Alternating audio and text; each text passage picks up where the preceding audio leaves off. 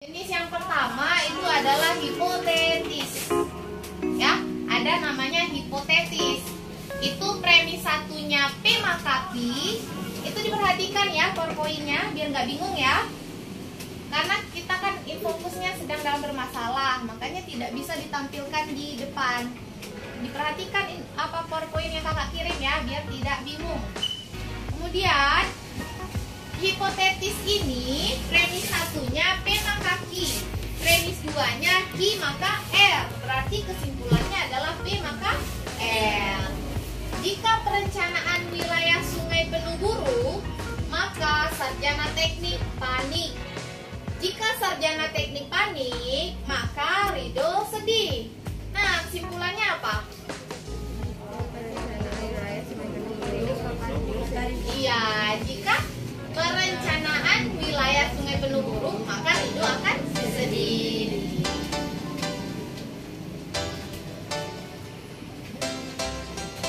Ya, kemudian itu tadi yang A, kemudian yang kedua dia ada kategorialnya. Ada kategorial tipe 1, tipe 2, tipe 3 dan tipe 4. Di mana tipe 1-nya bentuk tengah atau bagian yang sama itu terletak di awal, di premis 1 bagian awal dan premis 2 bagian akhir. Perhatikan ya, bentuk tengahnya itu kan sama, berarti tinggal kita coret. Bentuk tengah, kemudian predikat, subjek, kemudian bentuk tengah. Nah, ini contohnya di bagian kanan. Semua korupsi tidak disenangi. Sebagian pejabat korupsi. Ingat tadi ketentuan penarikan kesimpulan. Apabila premis umum dan premis umum, kesimpulannya adalah umum. Apabila umum dan partikular, kesimpulannya adalah partikular. Ya, kira-kira yang bagian A ini kesimpulannya umum atau partikular? Ya, partikular karena dia ada premis 2-nya partikular. Kira-kira kesimpulannya apa?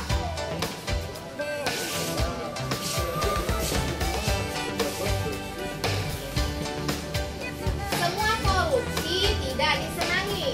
Sebagian pejabat korupsi. Yang mana yang bagian sama? Korupsi. Ya, korupsinya dihapus saja. Berarti tinggal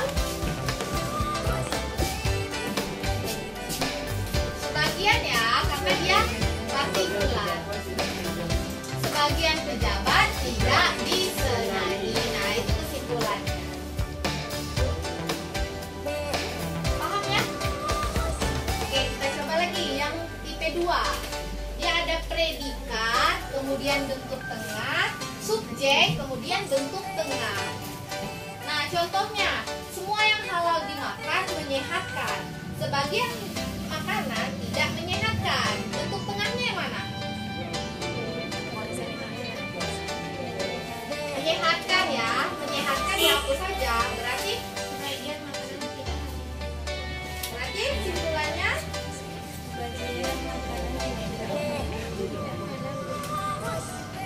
iya, kesimpulannya sebagian makanan tidak halal dimakan. Bisa ya?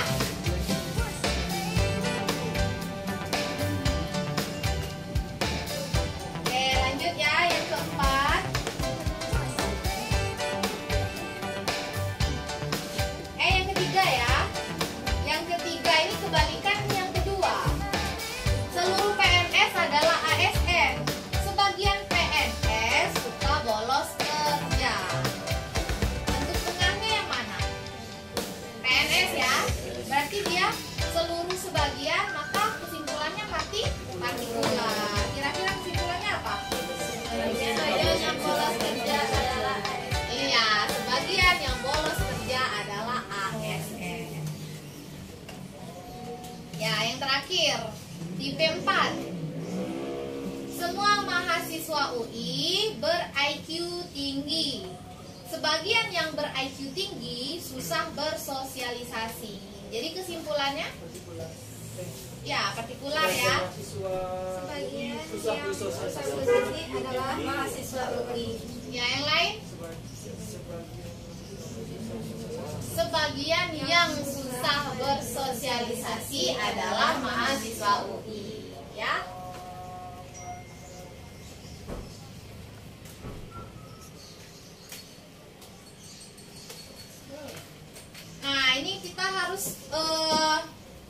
harus sama-sama sama-sama mengingat bahwa kalau dia semua, misalnya premisnya semua itu tanpa terkecuali, itu sudah tuh tanpa terkecuali. Misalnya semua yang berpakaian putih boleh masuk, berarti semuanya boleh masuk tanpa terkecuali. Kalau sebagian, misalnya sebagian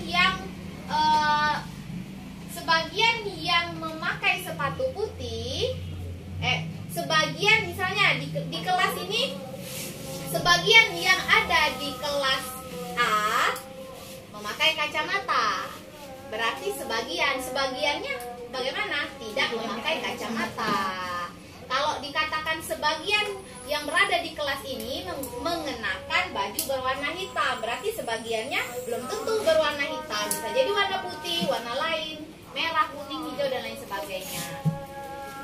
Kemudian kita lanjutkan ya, ada namanya disjunktif. Nah, tadi kita mengenal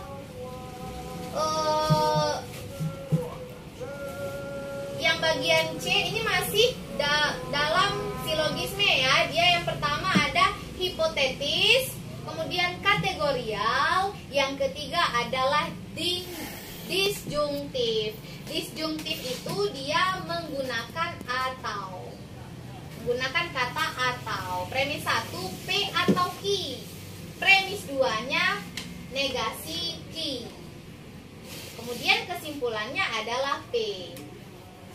Ya, kalau atau itu menggunakan nih. Nah, ini simbol atau. Kalau simbol dan, P dan Q. Gini ya, ini perbedaannya. Yang atas atau, yang bawah dan. Dibedakan atau dan. Kalau atau berarti aku atau dia, berarti pilihan. Berarti ada pilihan. Misalnya bagi yang jurusan matematika atau kimia diperbolehkan masuk misalnya bagi yang jurusan matematika atau kimia diperbolehkan masuk ke ruangan. Nah, ada kata atau. Nah, si Diva jurusan matematika, bisa nggak Diva masuk? Bisa, karena dia ada pilihan matematika atau kimia boleh masuk. Kalau misalnya si Dava jurusan bahasa Inggris, boleh masuk? Tidak, karena dia ketentuannya matematika atau kimia. Ada pilihannya. Kemudian kakak ganti lagi. Bagi siswa yang mengenakan baju berwarna putih dan kacamata mendapatkan minuman gratis. Si Dava cuma pakai baju putih, tidak pakai kacamata. Dapat minuman gratis? Tidak, karena dia harus memuat kedua-duanya. Kalau atau itu boleh salah satu, kalau dan harus kedua-duanya, ya. Misalnya lagi,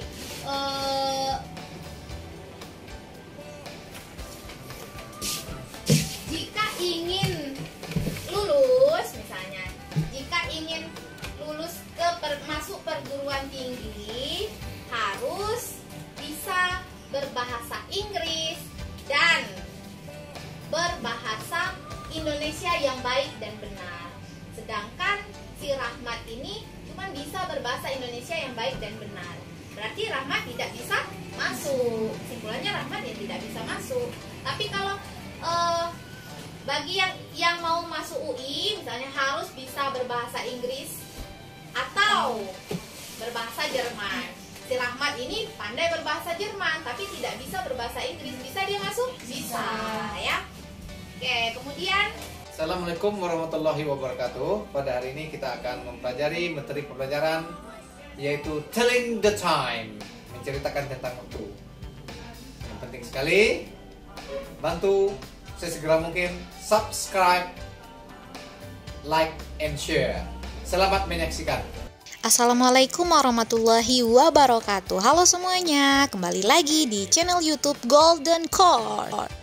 Oke, hari ini kita akan belajar penalaran logika deduksi dan silogisme. Ini masuk ke materi verbal. Nah, sebelumnya kita harus tahu aturan umumnya dulu. Dimana di dalam logika deduksi atau silogisme kita akan mengenal premis dan kesimpulan, yang mana premis itu ada premis umum dan premis partikular. Premis umum ini ditandai dengan kata semua, sedangkan premis partikular ditandai dengan kata sebagian, beberapa, ada, sementara.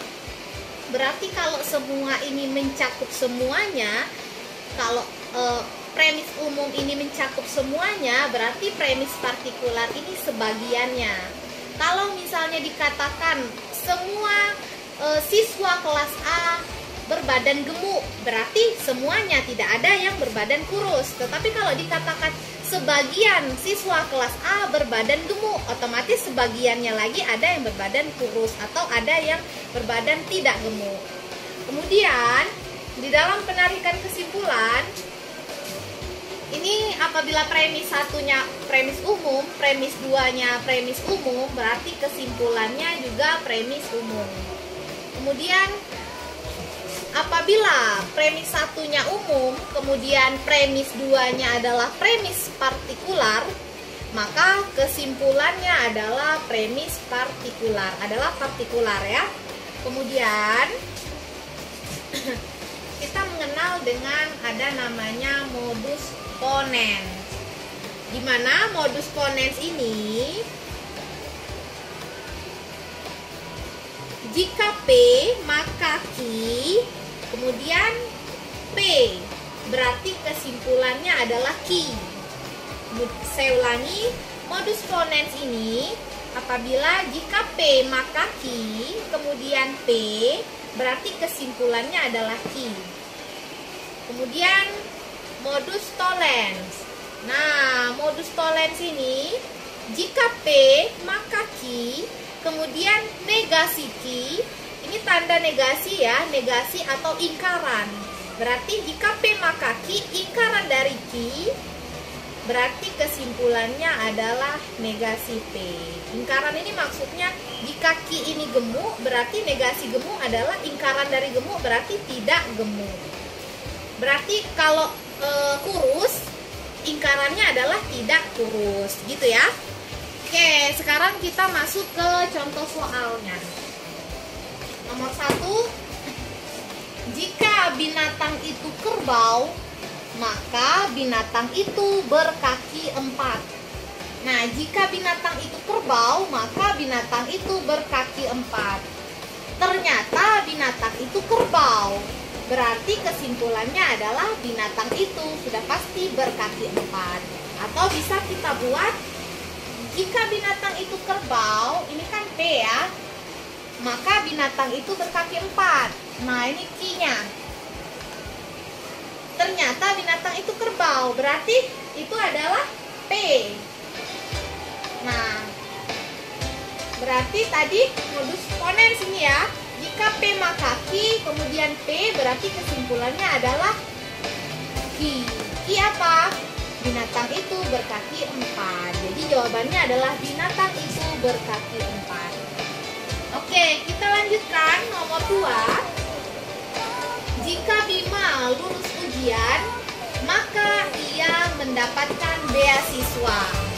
Saya ulangi, jika Bima lulus ujian, maka ia mendapatkan beasiswa. Bima tidak mendapatkan beasiswa, berarti ini kan Bima ini mendapatkan beasiswa apabila dia lulus ujian. Ternyata Bima ini tidak mendapatkan beasiswa, berarti kesimpulannya adalah Bima tidak lulus ujian. Jika Bima lulus ujian adalah P, maka ia mendapatkan beasiswa adalah Q. Bima tidak mendapatkan beasiswa, berarti tidak mendapatkan beasiswa. Tidak, ini kan lingkaran ya, lingkaran dari Q, negasi Q, berarti kesimpulannya adalah negasi P. P-nya Bima lulus ujian, berarti negasi P-nya adalah Bima Rima tidak lulus ujian. Oke, kita lanjutkan nomor ketiga. Jika hari ini cerah, maka Rima akan ke rumah Rani. Oke, saya ulangi. Jika hari ini cerah, maka Rima akan ke rumah Rani. Jika Rima ke rumah Rani, maka Rima akan mengajari Rani melukis. Jadi kesimpulannya, nah soal nomor 3 ini masuk ke kategori silogisme. Silogisme ini, saya ulangi ya. P maka Q maka R, kesimpulannya adalah P maka R. Yang mana Q ini adalah bentuk tengahnya atau bentuk yang sama. Berarti apabila ada yang sama kita coret aja. Jika P maka Q, jika Q maka R. Q ini karena dia sama kita coret. Berarti sisanya jika P maka R. Sama dengan yang nomor 3. Jika hari ini cerah, itu adalah P. Maka Rima akan ke rumah Rani, itu adalah Q. Jika Rima ke rumah Rani, ini adalah Q tadi ya, Q. Maka Rima akan mengajari Rani melukis. Berarti ini adalah R. Nah, yang mana yang sama? Bentuk yang sama adalah Q. Q ini kan sama. Rima ke rumah Rani, Rima ke rumah Rani. Kita coret aja Rima ke rumah Rani. Berarti kita dapat kesimpulan P maka R. P-nya jika hari ini cerah, R-nya Rima ke mengajari Rani melukis. Berarti kesimpulannya adalah bisa kita tulis jika hari ini cerah, maka Rima akan mengajari Rani melukis.